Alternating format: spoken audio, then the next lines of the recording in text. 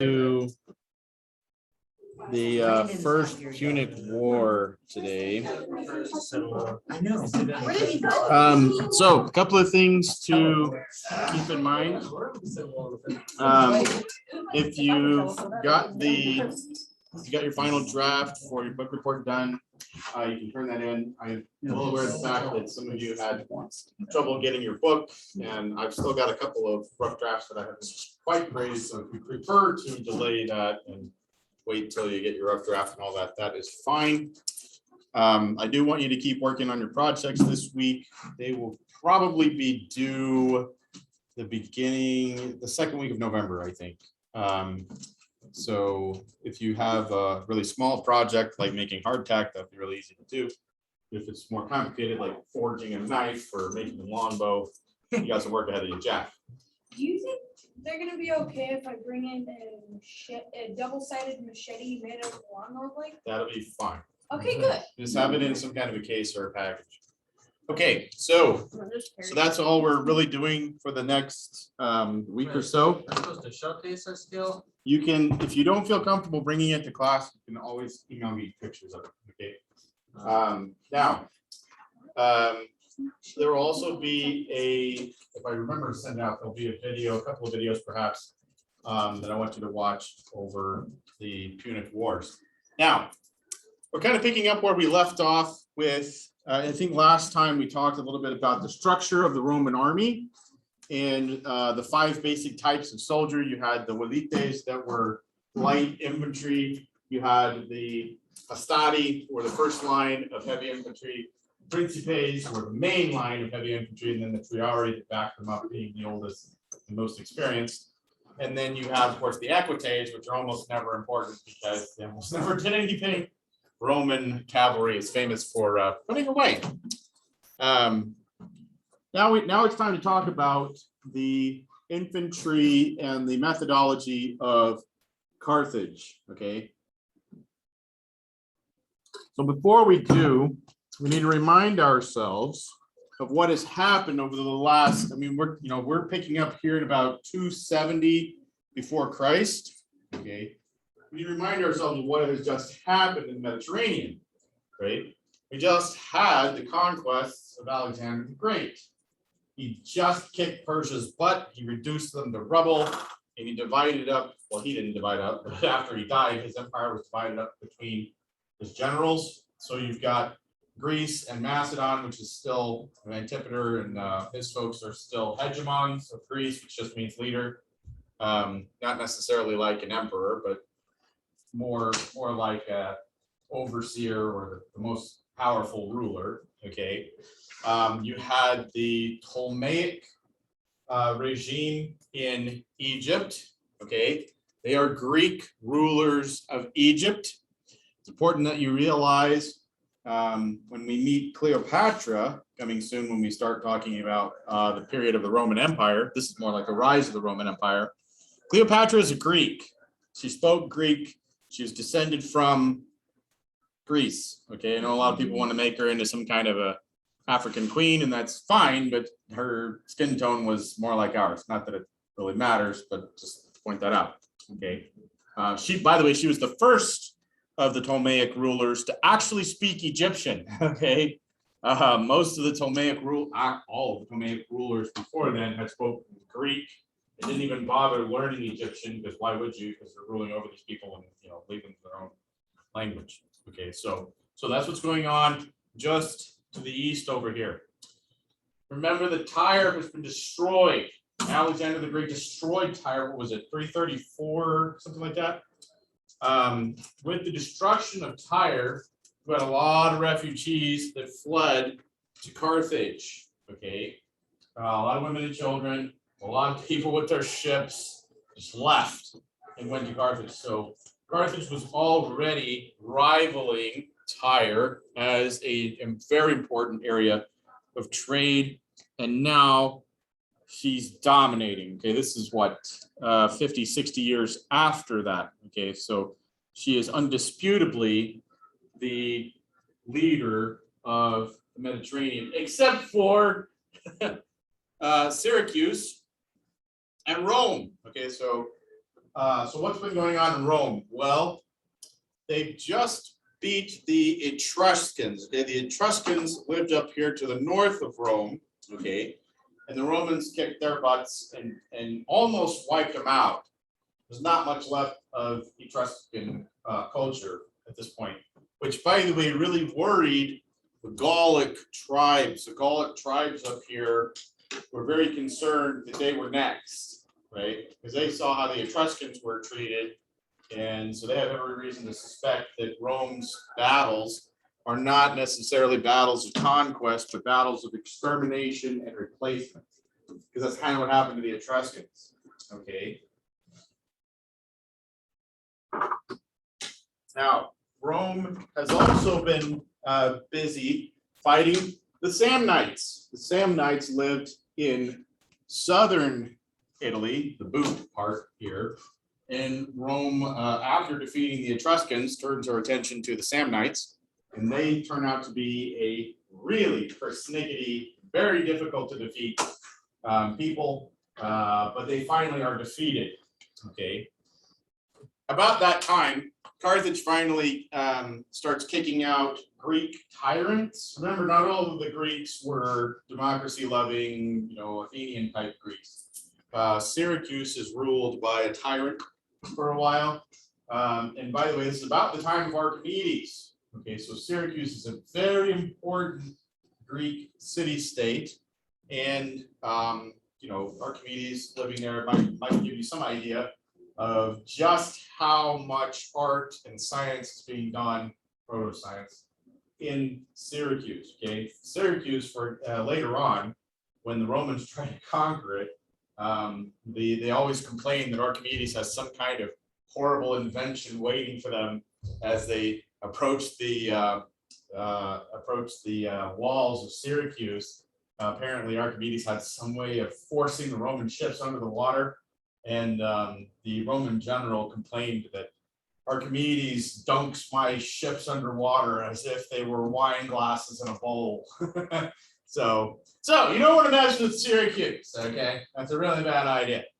Anyway, so Carthage is getting up in here, expanding, making alliances with smaller, less important city-states. Carthage at this point controls Corsica and Sardinia. These islands have at various times been French or Italian, or at this time, they are allies of Carthage.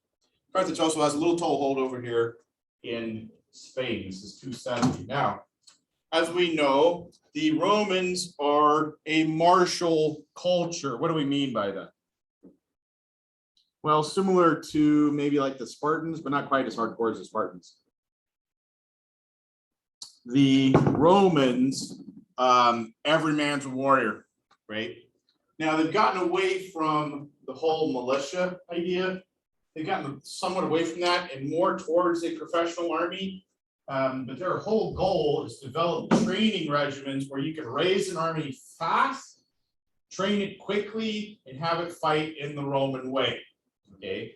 And what is the Roman way? Well, you've got the velites, right? They're running around, light infantry, a rather narrow shield that's mostly just for deflecting things, and 7 javelins, right? And the wolfskin cap, that means that they don't get confused with the enemy light infantry, right? So they're running around harassing the enemy, and if the enemy doesn't have that many light troops, or if they're really not up to snuff, the light troops, the velites of the Romans, will harass the enemy and throw javelins at them, and when they run out of javelins, they'll kick on back to camp. So you get hit by the light infantry first, and that kind of sucks. And then you get hit by the hastati. And what do the hastati have? 2 javelins, heavy javelins this time, okay? And why do the Romans carry javelins? This is very strange. Everybody at the time had spearmen as the heavy infantry, right? Not the Romans. The Romans had this really weird idea, and for almost all of Roman history, this was true, that most Roman soldiers carried 2 javelins instead of a spear. Which is odd, because you might say, well, I mean, what's really the difference between a javelin and a spear? Okay, well, a javelin's a bit lighter. And you hand it to the soldier and say, hey, this is for you to throw, right? So instead of saying, hey, don't lose this, you're handing it to them and saying, look, this is for you to lose, right? I want you to throw this at Mr. Bad Guy. But here, have two. And carry them around. And the Roman javelins, of course, famously have a long, narrow metallic shaft to them, which makes them excellent at punching through shields. We have built replica shields like the Romans constructed, and probably everybody at that time constructed. A Roman javelin will go through a shield. So what do the Romans do when they get close to Mr. Bad Guy? They throw their javelins and then they charge. They fight in a loose enough formation that they can always charge if they want to. They may not want to, but they might. They might just decide to because that's Romans for it, right? And so the whole idea is you get hit by the light javelins and then the heavy javelins and then the Romans. So what are the Romans going to do? They are going to charge up the middle. You know, it's kind of like when I go and play my little war games with my airsoft buddies, right? I play a faction. We have little made up nations. I know we're obsessed. So I have this little made up nation called COST, COST, Coalition of Sovereign Territories. And we're like the rebels, right? And we're fighting the federals. We don't call them federals, we call them the United Federalist States. So that's UFS, we're COST, they were tan, we were green, and we, we're all out there having a good time shooting each other. Anyway, with airsoft. All right. And so the COST guys are famous for having a lot of money. Okay, how much money do these guys have? Well, last game they showed up, I want to say 30 or 40 of them with PVS 14s, which is about a $3,000 or $4,000 night vision goggles set. Okay, so they kind of own the night.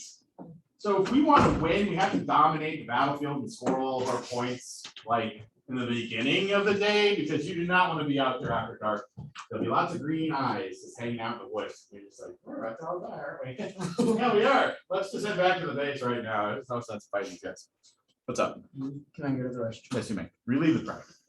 So the UFS being famous for having all the cool kit.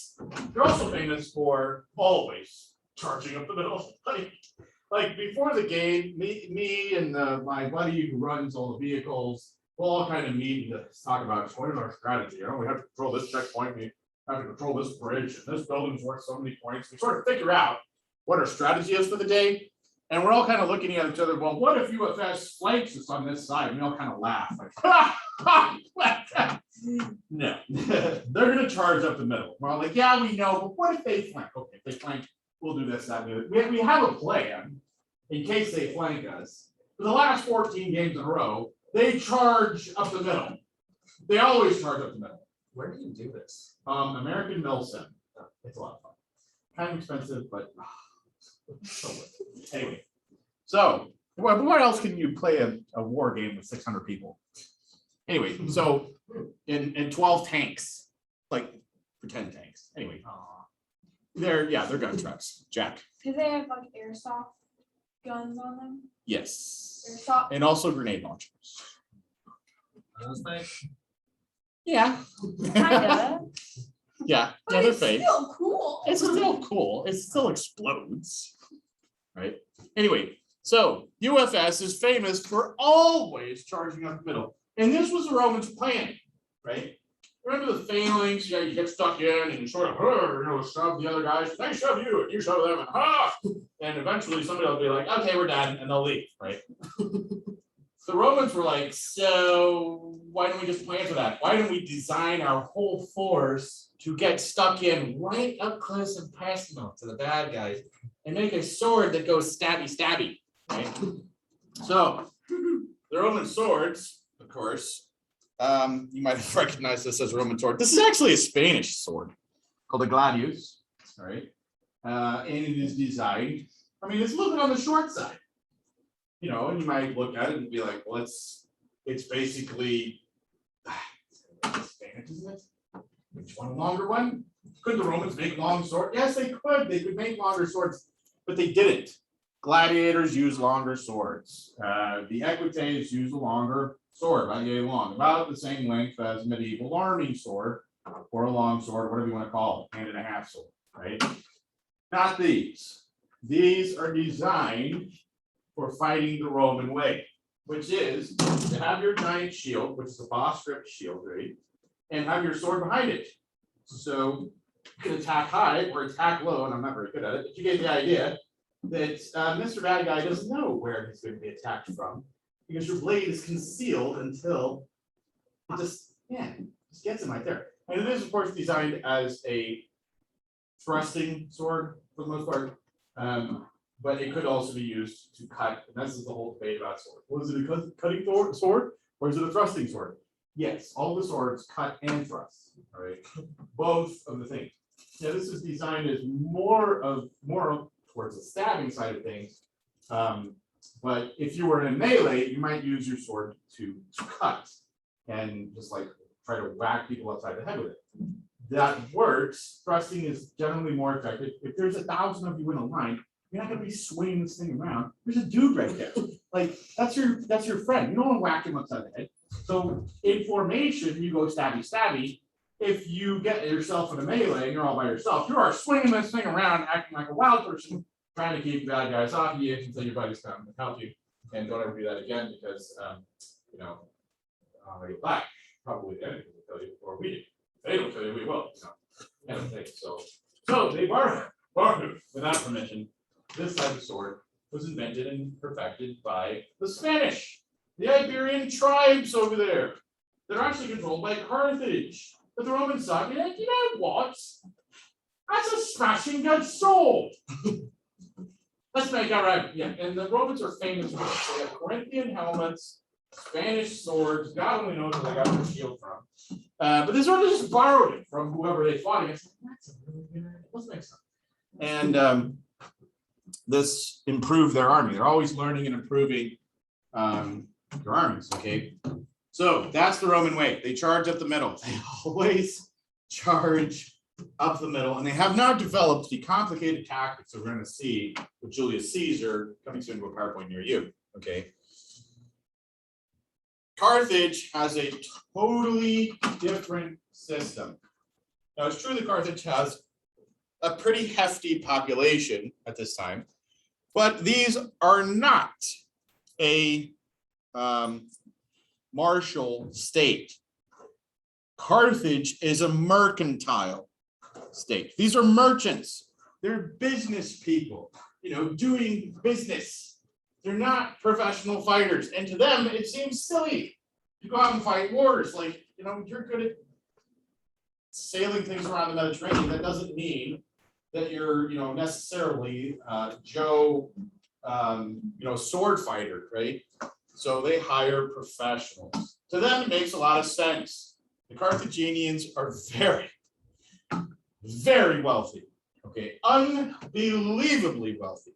And so if they have a lot of money, it only makes sense for them to hire professionals to go and fight their wars. And so famously, that's how they conquered all this area, is with mercenaries they hired from somewhere else, okay? And they conquered this vast territory. So whenever they needed an army, they would just spend a lot of money and hire professionals, right? And so that is Carthage, okay? Now they have a core of heavy infantry. It's usually only 1,000, 2,000, 3,000, 4,000 heavy infantry from Carthage. And they have a core of heavy cavalry from Carthage. And basically those are irrelevant. There's so few of them, it's just not even worth talking about, right? So this is what the two sides look like. And you might notice that they're about to come smack up against each other in Sicily. Now, Sicily, of course, is a very important trading outpost. You got Syracuse down there. You got a whole bunch of very important trading outposts all around Sicily. It's smack in the middle of the Mediterranean. It's just a great place to build a city and have a trading outpost. And here you have Rome that finally conquered the toe of their boot. And, they're just kind of like, okay, when's the next war? And Carthage, that has been trying to colonize and bring these people under Carthaginian influence and control for decades. And yeah, they are just like right next door to each other. Okay. And both of them want to expand. Both of them are very, very powerful. And so we're about to see like a humongous war It's between like two. a perfect mixture before. Right, right. They're very, very evenly matched here. Okay. Now, Rome was famous for being extremely strong on land. Now, they weren't undefeatable. They had been defeated many, many times. The problem with Rome is they always learn from their defeats. So they come back and they figured out what they did wrong before. And now they're gonna do something different. So they were But they're very still gonna difficult to charge down the defeat. Do what? I said, but they're still gonna charge. Yeah, they're still gonna charge down the middle, but now they have different weapons, stuff like that. They were famous for that and for inflicting very heavy casualties. Okay, if you want to go to war with the Romans, you are going to pay a price because every single Roman has projectile weapons. The entire army will throw things at you. Every single one of them. Okay, when they get tired of throwing things at you, they'll run away, grab some more things to throw, and come back. Some of them. And all of the heavy infantry have pretty good armor. And plan to get up close and personal and smack you upside the head. So if you want to run from them, they'll throw things at you. And if you try to charge them, like, good luck. They want you to. They're just waiting for it. They like it. And they're just... How do you defeat these guys? Okay, so even in defeat, Romans inflict extreme casualties on their enemies, which of course is what we call a Pyrrhic victory. Remember that guy who actually defeated the Romans? They inflicted so many casualties on him that he lost the war. Like, that's the Roman way, dude.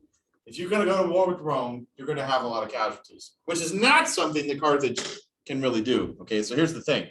Carthage is fighting with a mercenary army. Mercenary armies are made of professionals. And so you might say, wow, so they have an advantage of professional soldiers. Right, they do have an advantage for like 5 minutes.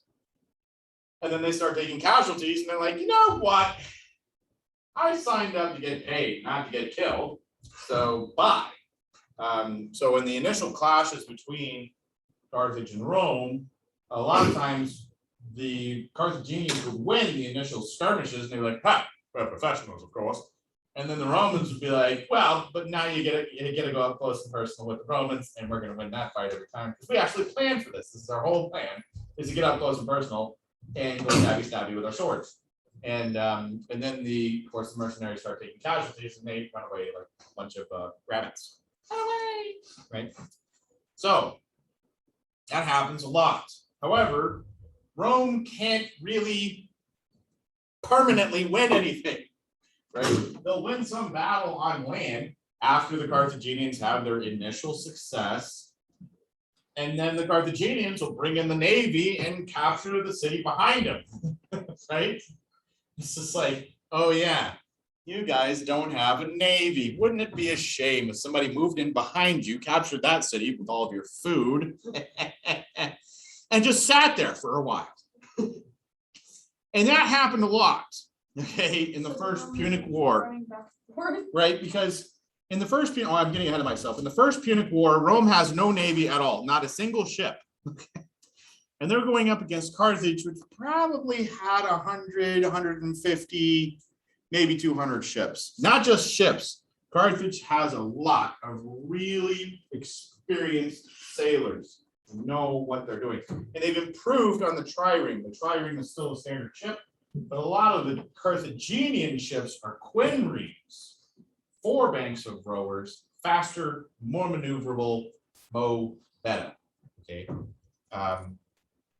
So good luck fighting them. Anyway, so the first time Rome goes to war against Carthage, the Senate's like, oh yes, we declare war, and the consuls get their army, which is 10,000 men, which is hilarious if you think about how long this war ends up going on. This is one of those things. It happens a lot in war. Both sides underestimated the other a lot. The Romans are like, oh, Carthaginians, they fight with mercenary armies. Those guys don't even care if they win or lose. They only want to get paid. It'll be really easy to defeat them. And so the Roman consuls take their little army down to the toe of the boot. And they're like, oh, you don't have any ships. You can't swim. By the way, almost nobody could swim back then. Okay.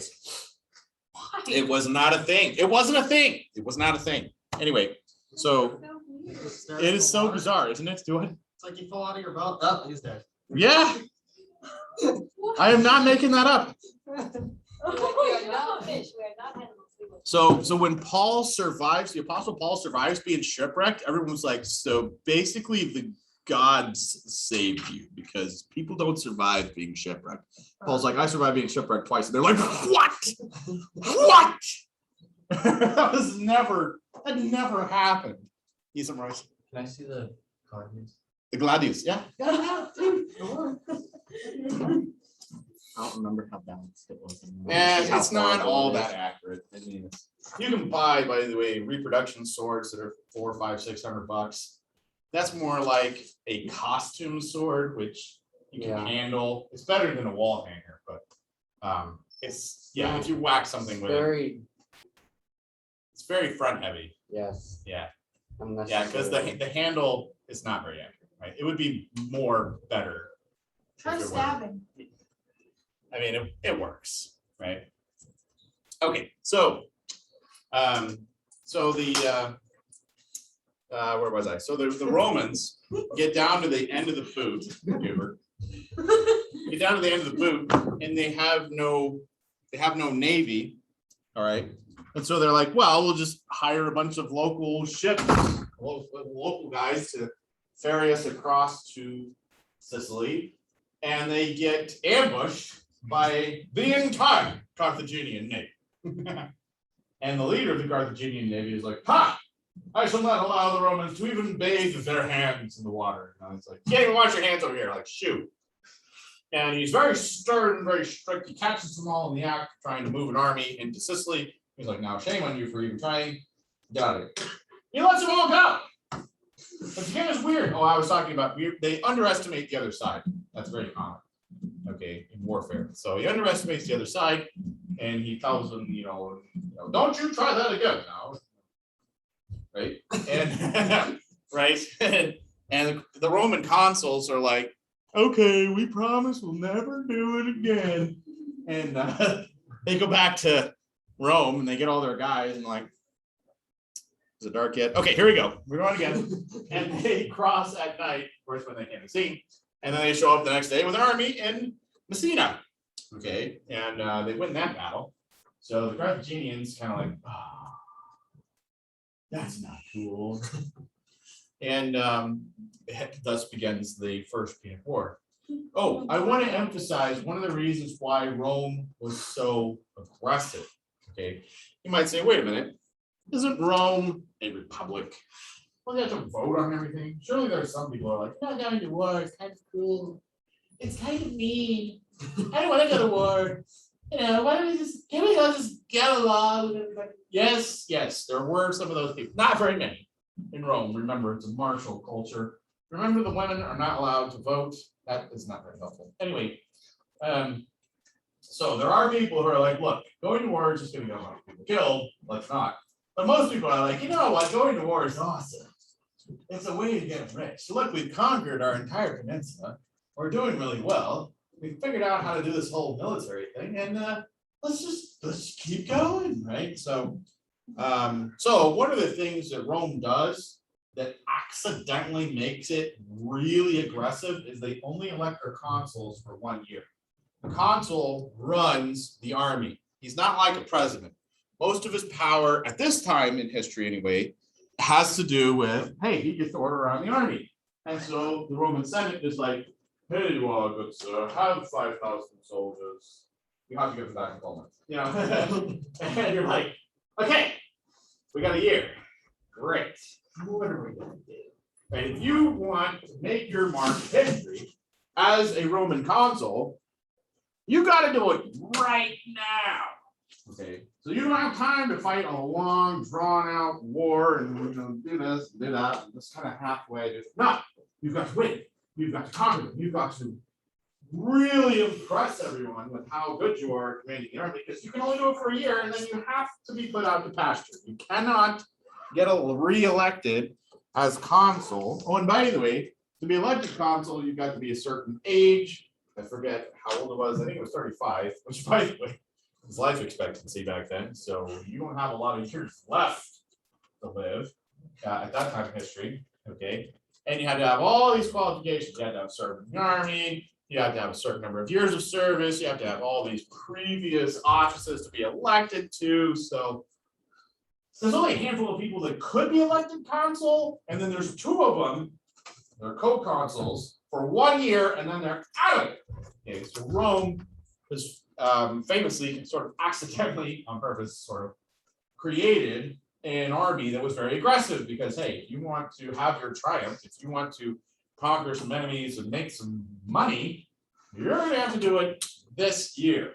Okay, so Romans were very aggressive for that reason. Okay, so the Romans and the Carthaginians do what? You think it'd be at least like 2 years or something? 1 year seems. I know, they were really worried, the Romans were really worried that the consuls would be too powerful. Because of course they could, if they got too big for their britches, try to conquer the Senate and then they'd be kings. Because you're giving them the whole military, right? So they can do whatever they want, kind of. And if they commanded the military for too long, a lot of the soldiers would be like, hey, this guy's pretty cool. I like him. He helped us conquer that place over there. We got lots of money. All of us are really rich now because of that guy. Who needs to send it anyway? Let's just follow this guy. How about he'll be our king? Because we like him. Why? Because I made $150,000 yesterday. That's awesome, right? So it's really easy for soldiers to get very attached to commanders that give them $150,000 in a day. That you would like that person. You would really like that person. Maybe more than your president. Definitely more than your president, right? So you can see where the division of loyalties, you just be like, you know what, I'm gonna fight in this guy's army from now on, and you guys can forget about that, a bunch of squabbling idiots in the Senate. So they were really worried that would be the case. So they had two consuls, and they alternated command of the army or split the army up and commanded half of it apiece or whatever they did.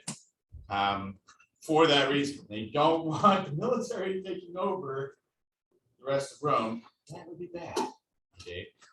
Military dictatorships do exist in the world. They're all horrible. Anyway, think North Korea. You have an idea what's going on there, right? So the Romans get themselves into Sicily, and they don't do much. They win a few battles. They get themselves defeated a couple of times. They beat some Carthaginian armies back. They get the Carthaginian navy involved. They land troops behind them. The Romans almost starve. The Carthaginians almost starve. There's a lot of back and forth. Okay. And it's just maddeningly unhelpful. And after 4 years of conflict, eventually the Romans are like, it'd be great. I mean, if you're going to attack an island, maybe a navy might be a good idea. Right. Well, yeah, you think? Took you long enough to figure this out. So the Romans decide they're going to build a navy. And as we will learn, as we looked at with the Athenians, naval strategy is build a strategy. If you're going to have a navy, you're going to have to build some ships. You're going to have to build ships that are good. You're going to have a lot of them. You're going to have to train a bunch of guys, gals, maybe, to run these ships. Well, the Romans are starting at 0, so they're never going to catch up to the Carthaginians, right? In fact, the Carthaginians laughed at the first Roman ships that were built. They were just like, are you kidding me? That's pathetic. And they shouted insults at them to the point of, if a cat walked on that thing, it would tip it over, stuff like that. It's just, you know how guys are, especially when they fight wars against each other. And the Romans were a little bit embarrassed by that whole thing. And they were always getting their butts handed to them by the Carthaginian navy, which was so much bigger, so much better, so much more experienced, had fought many wars together. It was all one-sided until one day, the Carthaginian ship gets shipwrecked on the coast of Rome.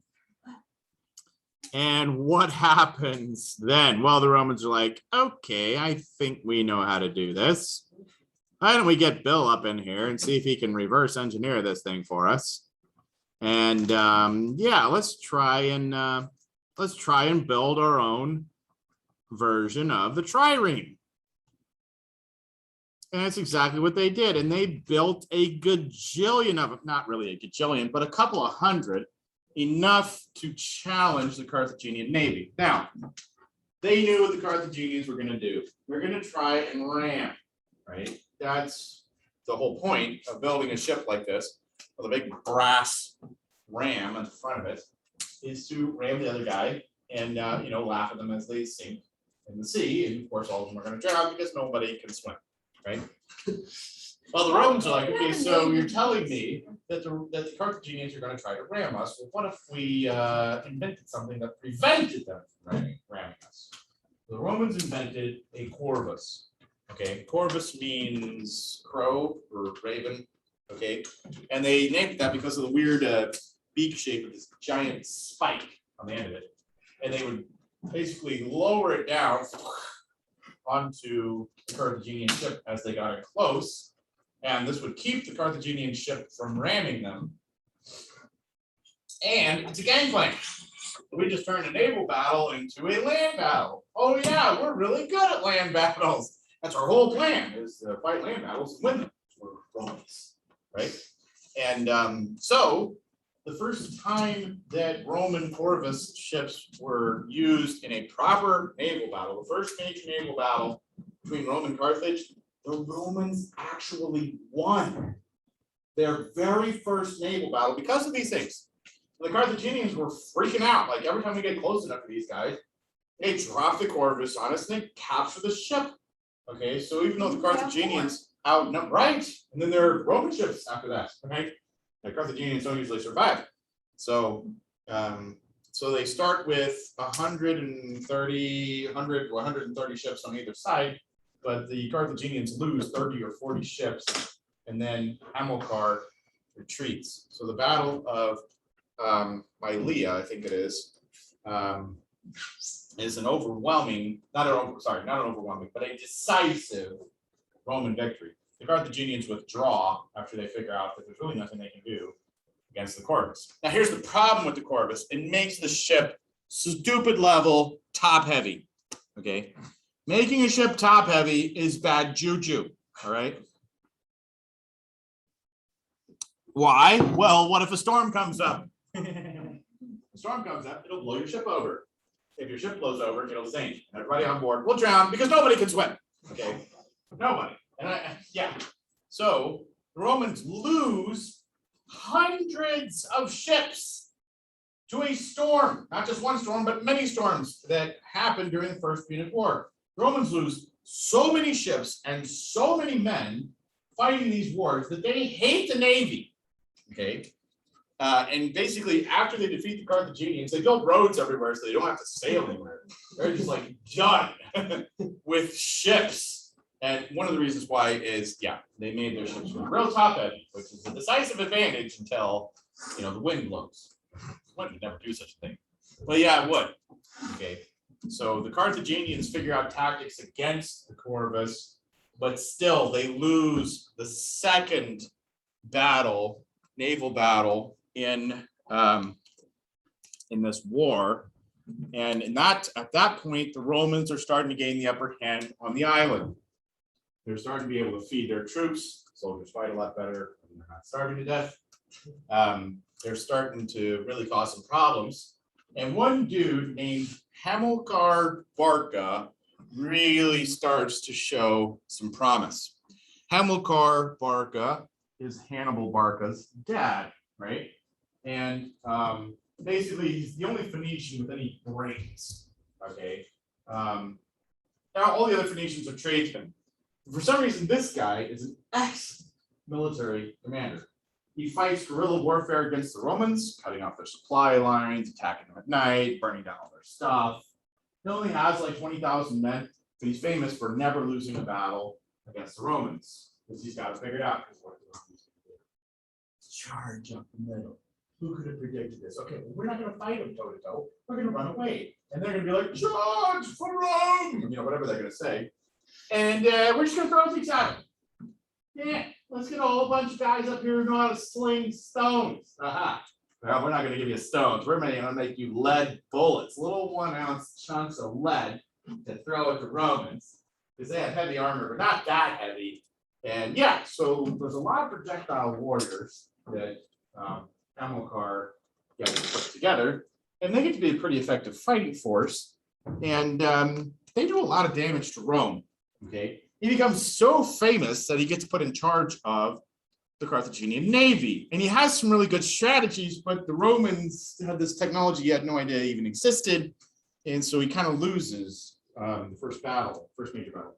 But the second major battle, he's bringing in a whole bunch of reinforcements and supplies to Sicily, and the Romans catch him in the flank and attack his heavily laden ships with their much lighter ships, and it's all one side. The Romans totally win that battle. They destroy so many Carthaginian ships that it becomes obvious that the Carthaginians are not going to catch up. Okay, and this again is a decisive difference between the martial spirit of Rome and the mercantile spirit of Carthage, because how can Rome afford to build all these ships? Remember, I said they lose hundreds of them to storms. They lose quite a few to the Carthaginians as well. How are they replacing all these? They're out of money. When the Romans lose, I forget if it's their first or their second fleet's worth of ships to storms, they go to the Roman rich people and they're like, look, we're not going to raise taxes or anything, but would you consider spending your own money building ships so we can continue to fight this war and beat the Carthaginians? And the Romans are like, well, of course. Oh, name it after my great niece, who was an awesome human being. You know, just let's make sure that I am recognized for this. And oh, look at how good I am, giving my money to the state to help fight this war against those evil Carthaginians. Well, the Romans are like, oh, yeah, what a man. Right? And so this martial state really saves Rome's butt, because all the rich people in Rome are like, yeah, we will definitely give up our money, a lot of money, to build a whole new fleet, because we can see that if we don't beat Carthage, they're not going to just leave us alone. We have to have a navy. So that spirit saves them. The Carthaginians do not do that. Okay, they do not give up their money so that they can build ships. Carthaginian shipbuilding program is crap compared to the Roman ones. The Romans just straight up outbuild them. It's kind of like the Americans in World War II. Can you like seriously? It's like we just turned our destroyer production to maximum and forgot to turn it off. There's hundreds of destroyers that America makes in World War II. For heaven's sake, we were producing a Liberty ship every 4 days. Like, what? Yeah, so that's what happens here. Rome ends up overwhelming them in the shipbuilding capabilities, and Carthage sues for peace. Now, Carthage puts Hamilcar in charge of negotiating the peace. They figure the Romans respect this guy. They fought against him several times. They know who he is. So we'll put Hamilcar in charge of getting terms from the Romans. Hamilcar gets pretty good terms from the Romans. Hamilcar gets to evacuate all of his troops from Sicily with all of their weapons. And the Carthaginians have to turn over all their ships to the Romans, minus just a handful. And they have to pay an indemnity to Rome, which is basically like tribute. Okay, so he does a great job. He forgets that the Senate has to ratify this. So he made this treaty with the generals, thinking that it would hold. Well, the Romans don't think much of their consuls. They think mostly of their Senate as being the ones that hold all the power. So the thing is, after Hamilcar, Hannibal's dad, evacuates his soldiers to the Carthaginian mainland and does all this stuff and turns over all these ships, the Roman Senate is like, no. You guys are going to pay us a lot more money than that. And we're not giving you 20 years to pay it. You can pay it off in 10 years. And, if you don't like it, like, what are you going to do? So Hamilcar gets pretty pissed off about all this stuff. And it's obvious to him that the Romans are just going to keep fighting, okay, that they were only temporarily set back by all these wars that he's been fighting, and he's got to somehow defeat Rome, but he cannot raise enough money in Carthage. Why? Well, mostly because of Hanno. Okay. Now, there's another Hanno that's a good guy that, or in my opinion, a good guy that fights on Hamilcar's side. So not to be confused. This is Hanno, quote unquote, the Great. That is the de facto ruler of Carthage. He is unbelievably, ridiculously wealthy, and he basically buys support from the Carthaginians to not listen to Hamilcar. Hamilcar is over there trying to like, look, we got to rebuild our navy. We got to go back to war with Rome. I figured out how to defeat him. I was never defeated on land by the Romans. Like, you got to help me. If you can get me to Rome, I can fight the Romans and beat them. We can win. Hanno prevents that. He doesn't want to go to war with the Romans. It's too expensive, even though he can afford it. Like, seriously. The man is made of money, like ridiculous amounts of money. All right. And this, I think, and this is one of the reasons why I love this era of history. This was possibly the most important political lesson I ever learned. I learned from Hanno. And that is that there are politicians out there who don't care that what they do is bad for America. They don't care if raising the taxes hurts the economy. They don't care if it means that you don't have as much as you had last year. They just want to be in charge. And they'll do anything to stay in charge. They will lie, cheat, steal, beg, borrow, kill, murder, whatever they have to do. They will stay in power, no matter what. Okay. And if you think that doesn't apply to American politics, you need to study your history a little bit, in my opinion. Okay, I'm not trying to be mean to you, but I will say there's lots of people in American politics that's what they want. They want China to have all the power and not America.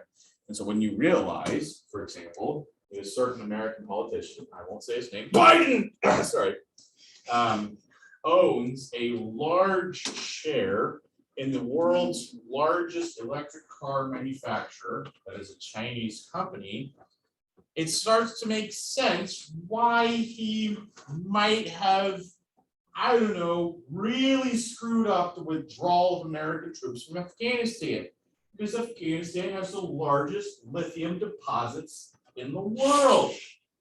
And he might have withdrawn in such a way that it was so chaotic that the Chinese just moved in there and sort of claimed all those mines. Oh, that's exactly what happened. The Chinese moved in and basically claimed all those mines, made friends with the Taliban, and they're like, hey, we'll buy like all that you can produce. So you're friends with us now, not America. And most of America was like, why could Biden be so stupid? And I'm like, guys, he's not that, okay, well, he is, but that's not my point. Like, he did it for a reason. Okay. And what reason, what motivation could he possibly have for selling out his country?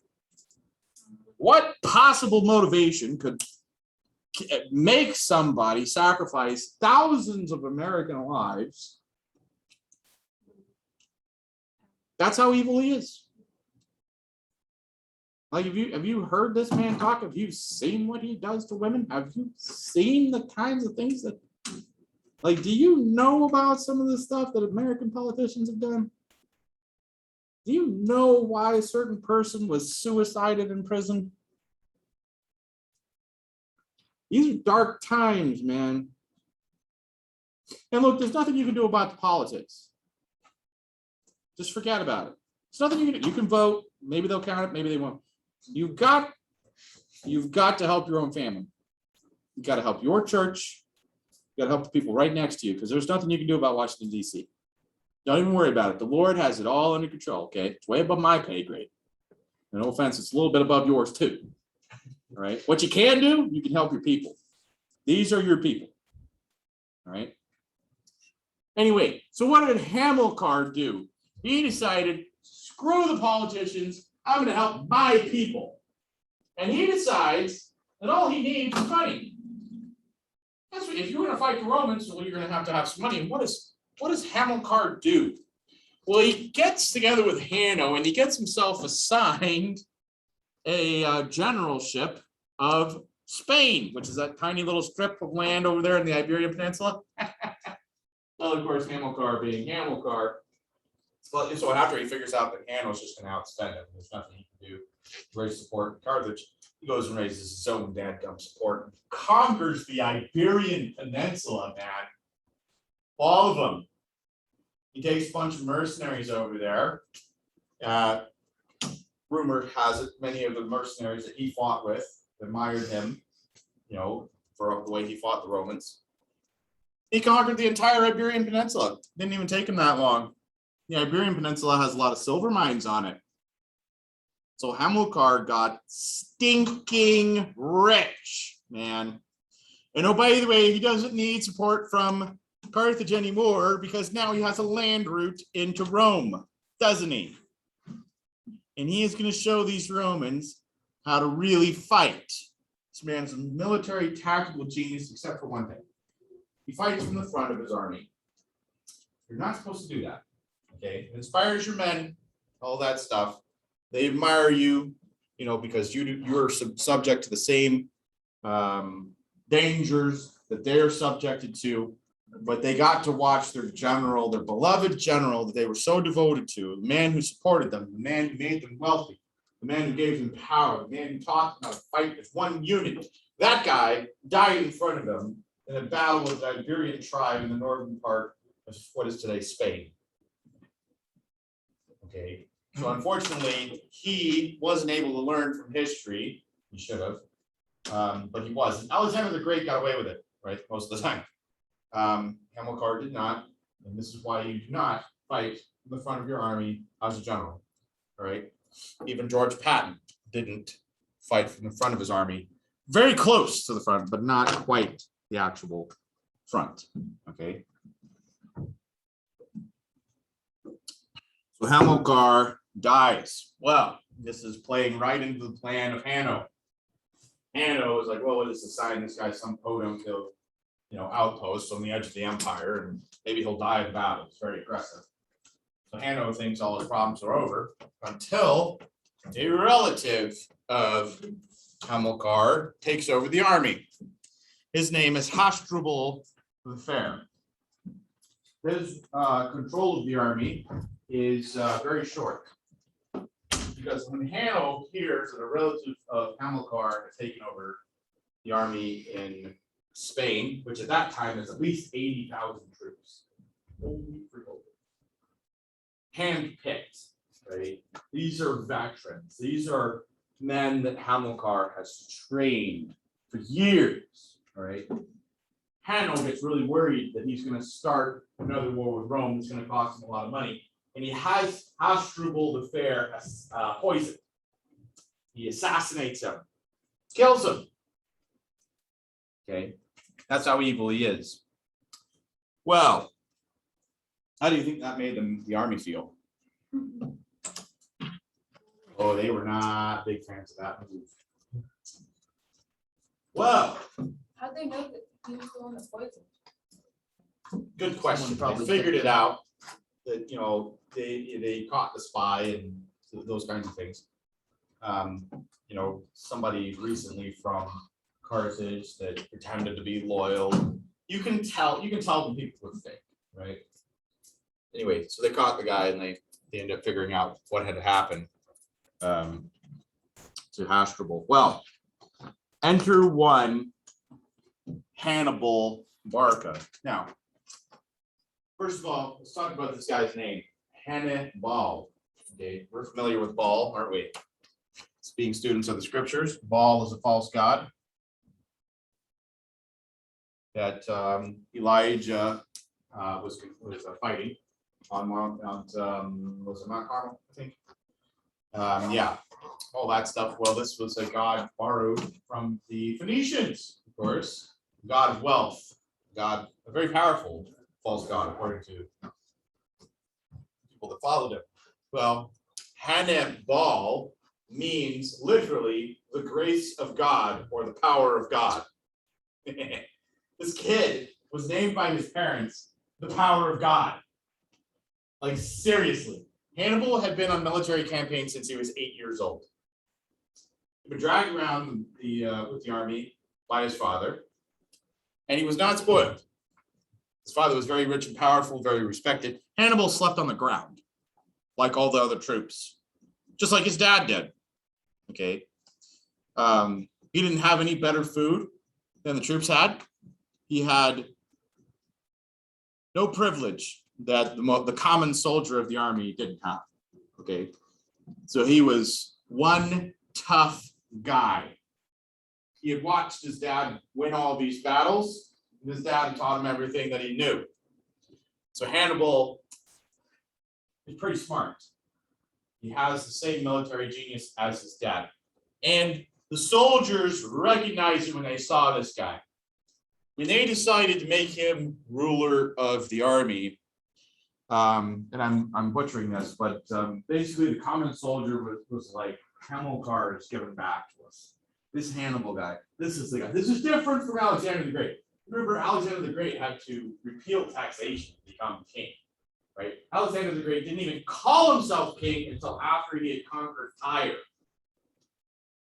Like, that's several military victories into this. He finally starts calling himself king. That is not what happened with Hannibal. Hannibal takes over the army. He puts on his special armor that's assigned the leader, and all the soldiers are like, this is the guy that's going to defeat Rome. And that's exactly what Hannibal does. Okay. Hannibal decides that he is going to continue the legacy of his father and invade Rome. He's got to pick a fight with Rome first, because technically Rome has a treaty with Carthage, right? He doesn't want to go causing trouble where it doesn't belong. The Romans have gotten very worried about this whole Hamilcar, Hannibal, Hasdrubal legacy going on in Spain, because remember, every time they fought against this guy, they lost, right? So they're paying very close attention to what's going on in Spain, and there ends up being kind of a little second side treaty between Hannibal and Rome. Okay, and Hannibal's like, okay, so this river up here, north of the river, you guys have influence. South of the river, we have influence. You guys don't go south of the river, we don't go north of the river. Okay, and Rome's like, sure, wink, wink. And yeah, well, they don't really follow that treaty, do they? Because they ally with a city called Saguntum. Saguntum is probably nowhere you're familiar with, but at the time it was a fortress. Okay, Saguntum figured that they didn't need to bow to Hannibal. Who does he think he is? We are the most powerful, the most impregnable fortress ever. And just in case we lose, we want to ally with Rome. Well, Rome being allies with Saguntum was a violation of the treaty. And so Hannibal overthrows Saguntum, apparently in a brilliant siege. We're not exactly sure what he did, but they rebuilt the fortress after he took it, and apparently even many centuries later, even with cannons and artillery, they had a real hard time taking Saguntum. But anyway, that's another story. My point is, Hannibal won a brilliant victory there, and he left a big part of his army in Spain, guarding the silver mines, guarding all these conquests that had taken place. It takes about 40,000 troops and crosses over the Alps into northern Italy. Okay, now when he does this, he actually loses a lot of troops fighting his way to Rome. Turns out there's a lot of tribes that are just not really super cool with you marching an army through their land. And so Hannibal shows up and he's like, hey, no hard feelings, I'm trying to beat the Romans. And they're like, we don't believe you. So he ends up fighting a lot of little skirmishes along the way. He does lose quite a few troops. He is able to keep most of his elephants. And about 20,000 troops that he gets over the Alps in winter, and he lands amongst the Gauls. All right. And that brings us to the first major battle, which is the Battle of Trebia River.